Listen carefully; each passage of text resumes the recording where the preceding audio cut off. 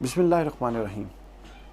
آج میں جس پہلو پر بات کروں گا وہ بڑا امپورٹنٹ ہے کہ صحابہ کرام رضوان اللہ علیہم اجمعین نے یزید کی مخالفت کب کی اور کیوں کی۔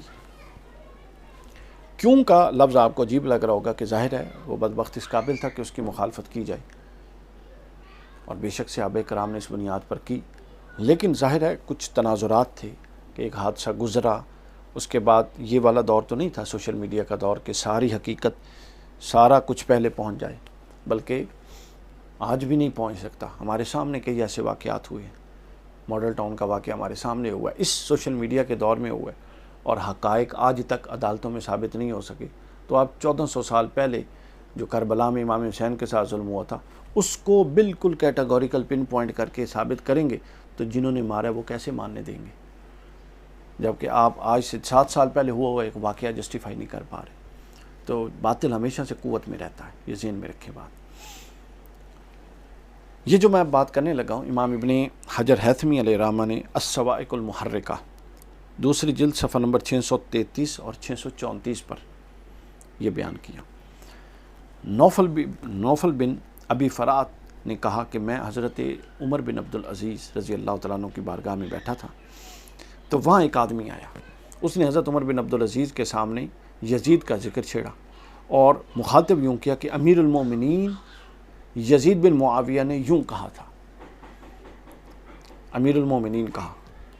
حضرت عمر بن عبدالعزیز رضی اللہ تعالیٰ عنہ کو یہ بات سخت ناگوار گزری کہ یزید جیسے شخص کو، اس جیسے گھٹیا انسان کو امیر المومنین کہا جا رہا ہے، چونکہ حالانکہ حضرت سیدنا عمر بن عبدالعزیز رضی اللہ تعالیٰ عنہ کا تعلق بنو امیہ سے تھا، لیکن بنو امیہ میں ایسے ہیرے بھی تھے، حضرت عمر بن عبدالعزیز تھے، حضرت سیدنا عثمان غنی تھے، اور لوگ تھے، لیکن انہی میں پھر ملوکیت کے دل دادا بھی تھے، بادشاہ بھی تھے، ظالم بھی تھے، جابر بھی تھے، بدبخت لوگ بھی انہی میں تھے۔ تو حضرت امیر المومنین حضرت عمر بن عبدالعزیز کو یہ بات سخت ناگوار گزری، انہوں نے حکم صادر کیا کہ اسے 20 کوڑے لگائے جائیں۔ یزید کے گناہوں میں حد سے بڑھ، اب جب 20 کوڑے لگائے گئے یہ بات ہو گئی، اب وہ بیان کرتے ہیں کہ نوفل بن فرات بیان کرتے ہیں کہ یزید کے گناہ حد سے بڑے ہوئے تھے، اور اس وجہ سے اس حد تک بڑھ گئے تھے کہ اب دیکھیے 1400 سال پرانا منظر، کتنا وقت لگا ہوگا اس کی تمام حرکتوں کو یہاں تک مدینہ تک پہنچنے میں، وہ کوفہ اور دمشق بیٹھا تھا، اور ادھر مدینہ پہنچنے میں کتنا ٹائم لگا ہوگا، اور پھر جو حکمران طاقت اور جو مشیران تھے وہ بھی سارے انہی کے پاس تھے، دلالوں کی ایک فوج تھی جو ان حکمرانوں نے رکھی ہوتی ہے، اس کے باوجود حق پہنچنا اور پھر کتنا وقت درکار ہوگا۔ جب وہ یزید کے اصل کرتوت اہل مدینہ تک پہنچے تو اہل مدینہ نے یزید سے لا تعلقی کا اعلان کر دیا، بالکل لا تعلق۔ انہیں پتہ چل گیا کہ امام حسین کی شہادت کا، اس کے شرابی ہونے کا، اس کے زانی ہونے کا، محرمات کے ساتھ نکاح کرنے کا، اور یہ ساری حرکتیں اس کی، نماز پڑھتا نہیں تھا، نماز کو عجیب و غریب آیات کے ساتھ تشبیہ دیتا تھا کہ اللہ نے کہا ہے کہ اپنا جب نشے میں ہو تو نماز کے قریب نہ جاؤ، لیکن اللہ نے اس طرح کی کوئی اور بات تو نہیں کی، معاذ اللہ عجیب و غریب باتیں کرتا تھا۔ تو امام واقدی نے بیان کیا کہ حضرت عبداللہ بن حنظلہ جو غسیل الملائکہ تھے، حضرت حنظلہ ان کے بیٹے عبداللہ نے کہا کہ بخدا ہم نے اس وقت یزید کے خلاف بغاوت کی کہ جب ہمیں یہ یقین ہو گیا کہ اگر ہم بغاوت نہیں کریں گے تو اس کے گناہوں کے سبب ہم سب پر آسمان سے پتھر برسا دیے جائیں گے۔ ایسے تو گناہ وہ کرتا تھا نا، کہ ایک صحابی کا بیٹا کہہ رہا ہے کہ ہم نے اس وقت اس کی بیعت کو توڑا جب ہمیں یہ یقین ہو گیا کہ اگر اب بھی ہم نے لا تعلقی کا اعلان نہ کیا تو ہم پر آسمان سے اللہ پتھر برسا دے گا۔ یہ ایک صحابی کی رائے ہے، کسی محدث کی اور مجتہد کی بات نہیں ہے۔ کیوں؟ فرماتے ہیں کہ اس لیے کہ وہ بد کردار اور بد تینت تھا، اور اولاد کی ماؤں سے اور بہنوں اور بیٹیوں محرمات سے شادی کرتا تھا، شراب پیتا تھا اور نماز چھوڑ دیتا تھا۔ یعنی اب یہ جو کام اس کے ہیں، اپنا محرمات کے ساتھ شادی، جن سے نکاح کرنا حرام اللہ نے کر دیا ان کے ساتھ، شراب پینا، نماز چھوڑنا، یہ سب اس کی اب شخصیت کا، یہ 4 لفظوں میں پوری شخصیت دیکھ لیجیے کہ صحابہ کرام نے کیوں اس سے منہ موڑا۔ آگے جو اعتراض کیا جاتا ہے نا، بہت سارے لوگوں نے اعتراض کیا، یزید کے وکلاء نے، کئی صحابیوں نے بیعت کر لی تھی جی، کئی صحابیوں نے اس کی اقتداء میں جنگ لڑی تھی جی، تو وہاں تک تو ٹھیک تھا، وہ سارے سوال میں آگے ایڈریس کروں گا، فکر نہ کریں۔ لیکن یہاں پر یہ دیکھیے کہ فطرت کے خلاف محرمات سے نکاح، یہ فطرت ہی کے خلاف ہے، فطرت ہی اس سے گھن کھاتی ہے۔